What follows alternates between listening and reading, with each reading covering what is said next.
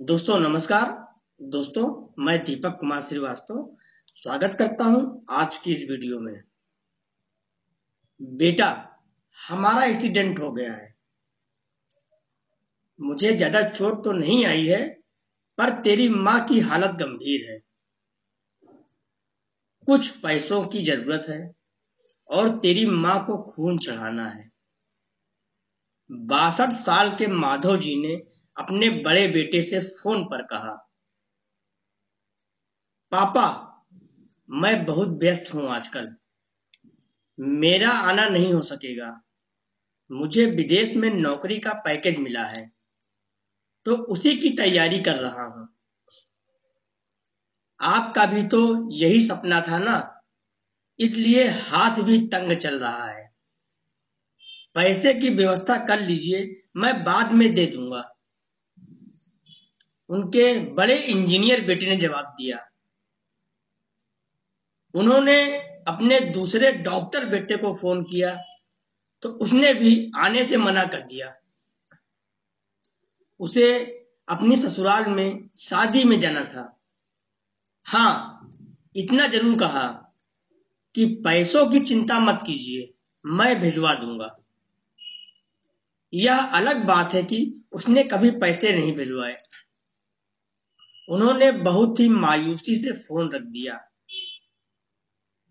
माधव ने तीसरे बेटे को फोन किया, जिसका बचपन से नालायक कहा जाता था, और मन ही मन सोच रहा था कि उस नालायक को फोन करके क्या फायदा। जब ये दो लायक बेटे कुछ नहीं कर रहे हैं, तो वो नालायक क्या कर लेगा। यही सोचते सोचते बोझिल कदमों से अस्पताल में पत्नी के पास पहुंचे माधव जी, और उन्हीं के सामने कुर्सी पर ढेर हो गए। पुरानी बातें याद आने लगी। माधव जी स्कूल में शिक्षक हुआ करते थे। उनके 3 बेटे और एक बेटी थी। बड़ा इंजीनियर और मंझला डॉक्टर था। दोनों की शादी बड़े घराने में बड़े ही धूमधाम से हुई थी। दोनों अपनी पत्नियों के साथ अलग अलग शहरों में रहा करते थे। बेटी की शादी भी उन्होंने बहुत ही धूमधाम से की थी। सबसे छोटा बेटा पढ़ाई में ध्यान नहीं लगा पाया, इसलिए वो 11वीं के बाद उसने पढ़ाई ही छोड़ दी और घर पर ही रहने लगा। कहता था कि मुझे नौकरी नहीं करनी है, अपने माता पिता की सेवा करनी है। पर मास्टर साहब उससे बहुत ही नाराज रहते थे। उन्होंने उसका नाम ही नालायक रख दिया था। दोनों बड़े भाई पिता के आज्ञाकारी थे, पर वह गलत बात उनसे भी बहस कर बैठता था, इसलिए माधव जी उसे पसंद नहीं करते थे। जब माधव जी रिटायर हुए तो जमा पूंजी कुछ भी नहीं थी। सारी की सारी सेविंग, सारे के सारे फंड, सारी की सारी बचत उन्होंने दोनों बच्चों की उच्च शिक्षा और बेटी की शादी में खर्च कर दी।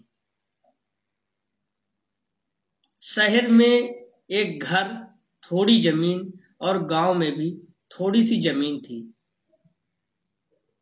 घर का खर्च उनके पेंशन से चल रहा था। माधव जी को लगा कि छोटा सुधरने वाला नहीं, तो उन्होंने बंटवारा कर दिया और उसके हिस्से की जमीन उसे देकर उसे गांव में ही रहने भेज दिया।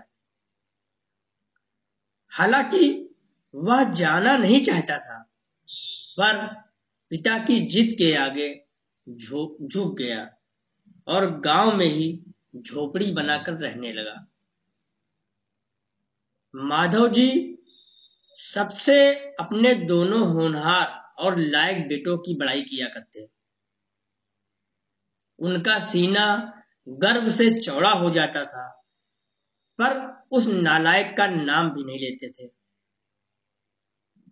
2 दिन पहले दोनों पति पत्नी का एक्सीडेंट हो गया था।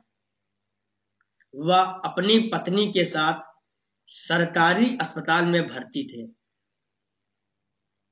डॉक्टर ने उनकी पत्नी को ऑपरेशन करने को कहा था। पापा पापा सुनकर निंद्रा टूटी तो देखा सामने वही नालायक खड़ा था। उन्होंने गुस्से से मुंह फेर लिया, पर उसने पापा के पैर छुए और रोते हुए बोला, पापा आपने इस नालायक को क्यों नहीं बताया? पर मैंने भी आप लोगों पर जासूस छोड़ रखे हैं। खबर मिलते ही भागा आया। पापा के विरोध के बावजूद उसने उनको एक बड़े अस्पताल में भर्ती कराया, माँ का ऑपरेशन कराया, अपना खून दिया, दिन रात उनकी सेवा में लगा रहता। एक दिन वह गायब हो गया।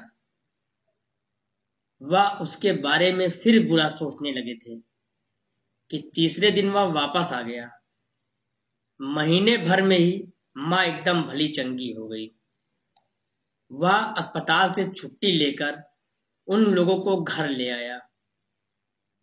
माधव जी के पूछने पर बता दिया कि खैराती अस्पताल था, पैसे नहीं लगे हैं। घर में नौकरानी थी ही। वह उन लोगों को छोड़कर वापस गांव चला गया। धीरे धीरे सब कुछ सामान्य हो गया। एक दिन यूं ही उनके मन में आया कि उस नालायक की खबर ली जाए। दोनों जब गांव के खेत पर पहुंचे तो झोपड़ी में ताला देखकर चौंके। उनके खेत में काम कर रहे आदमी से पूछा तो उसने कहा, यह खेत अब मेरे हैं। क्या? पर यह खेत तो। उन्हें बहुत आश्चर्य हुआ। हाँ, उसकी माँ की तबीयत बहुत खराब थी, उसके पास पैसे नहीं थे, तो उसने अपने सारे खेत मुझे बेच दिए। वह रोजी रोटी की तलाश में दूसरे शहर चला गया है। बस यह झोपड़ी उसके पास रह गई है, या रही उसकी चाबी, उस आदमी ने कहा। वह झोपड़ी में दाखिल हुए तो बरबस उस नालायक की याद आ गई। टेबल पर पड़ा लिफाफा खोल कर देखा तो उसमें रखा अस्पताल का 9 लाख का बिल उनको मुंह चिढ़ा रहा था। उन्होंने अपनी पत्नी से कहा, जानकी, तुम्हारा बेटा नालायक तो था ही, झूठा भी निकला। अचानक उनकी आंखों से आंसू गिरने लगे और वो जोर जोर से चिल्लाए, तू कहां चला गया नालायक? अपने पापा को छोड़कर एक बारी वापस आ जा, फिर मैं तुझे कहीं नहीं जाने दूंगा। उनकी पत्नी की आंखों में भी आंसू बहे जा रहे थे और माधव जी को इंतजार था अपने इस नालायक बेटे का, उसको गले लगाने के लिए। सचमुच बहुत नालायक था वो। ये वीडियो बनाते समय मेरी आंखें नम हुई तो समझो हमारे अंदर भी एक नालायक है। बेटा हो तो ऐसा।